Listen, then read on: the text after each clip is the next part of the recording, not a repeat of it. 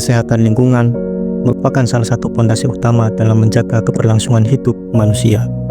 Sejak abad ke-19, ketika John Snow membuktikan bahwa wabah kolera di London bersumber dari pencemaran air, lahirlah kesadaran bahwa faktor eksternal lingkungan memiliki pengaruh langsung maupun tidak langsung terhadap kesehatan masyarakat. Dari titik sejarah itu, berkembanglah disiplin ilmu yang kita kenal sebagai environmental health atau kesehatan lingkungan, yang kemudian menjadi bagian integral dari ilmu kesehatan masyarakat. Di Indonesia, perjalanan kesehatan lingkungan memiliki dinamika tersendiri. Sejak masa kolonial, usaha preventif mulai diperkenalkan melalui proyek Banyumas yang digagas oleh John Lee Heydrich pada tahun 1924 dengan falsafah bahwa pendidikan kesehatan yang baik akan menekan penyakit menular. Setelah masa Orde Baru, falsafah kesehatan masyarakat semakin menguat dengan lahirnya berbagai regulasi, pendirian puskesmas, dan program nasional seperti Impres Samijaga atau sarana air minum dan jamban keluarga.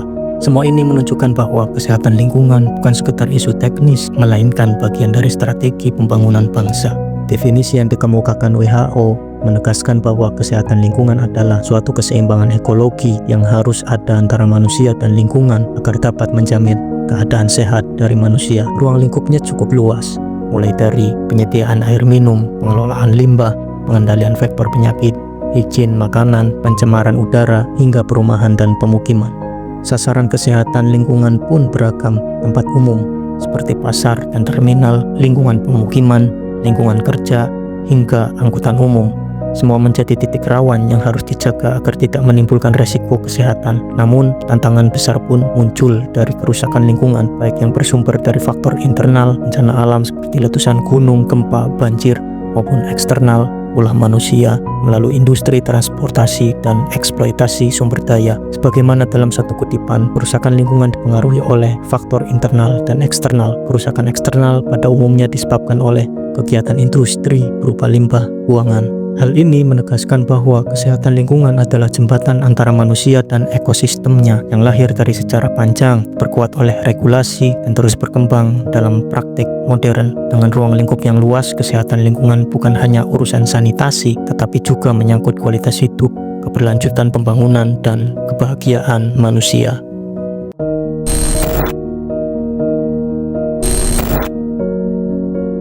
Sampah dipahami sebagai sisa proses pengubahan energi yang tidak sempurna. Hal ini sangat relevan dengan hukum termodinamika kedua, bahwa tidak ada sistem energi yang benar-benar efisien, selalu ada sisa atau entropi. Dalam konteks manusia, sisa makanan menjadi kotoran. Dalam industri, bahan mentah menghasilkan limbah. Konsep ini menegaskan bahwa sampah adalah konsekuensi yang tak terhindarkan dari aktivitas hidup. Sampah muncul dari berbagai sumber antara lain alam seperti daun kering, ranting, hasil daur alami, manusia atau human waste seperti feses dan urin yang berpotensi menularkan penyakit, industri dan pertambangan, limbah pabrik, tambang manufaktur, konsumsi, barang rumah tangga yang akhirnya dibuang, nuklir, sisa radioaktif yang berbahaya. Dari sifatnya, sampah dibagi menjadi organik atau mudah terurai dan anorganik tidak terurai. Dengan tanda kutip, sampah manusia dapat menjadi ancaman serius bagi kesehatan karena dapat digunakan sebagai sarana perkembangan penyakit yang disebabkan oleh virus dan bakteri.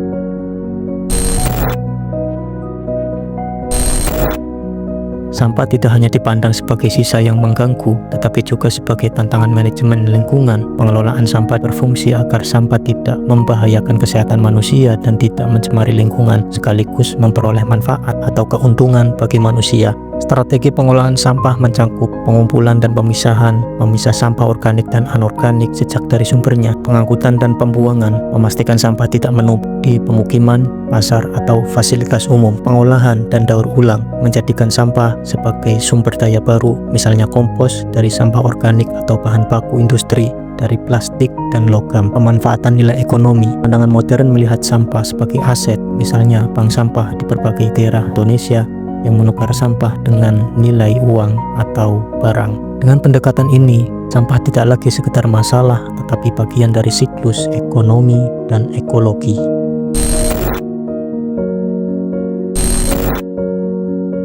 Jika tidak dikelola dengan baik, sampah menimbulkan konsekuensi serius. Hal ini mengingatkan bahwa sampah membahayakan kesehatan dan lingkungan jika tidak dikelola dengan bijak.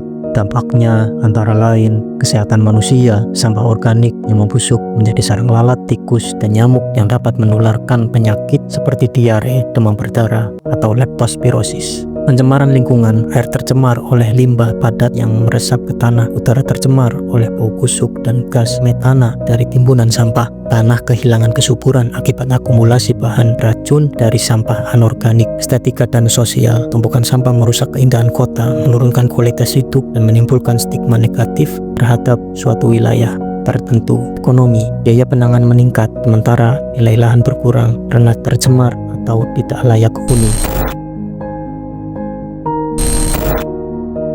Menariknya, pembahasan ini menekankan bahwa sampah tidak selalu identik dengan kerugian. Ada pandangan baru bahwa sampah memiliki nilai ekonomi, terutama ketika sumber daya alam semakin langka. Dengan pengelolaan yang tepat, sampah bisa menjadi bahan baku daur ulang, energi alternatif, atau komoditas bernilai. Namun, tantangan tetap besar, biaya pengelolaan, keterbatasan lahan, dan resiko pencemaran yang mengancam kesehatan masyarakat.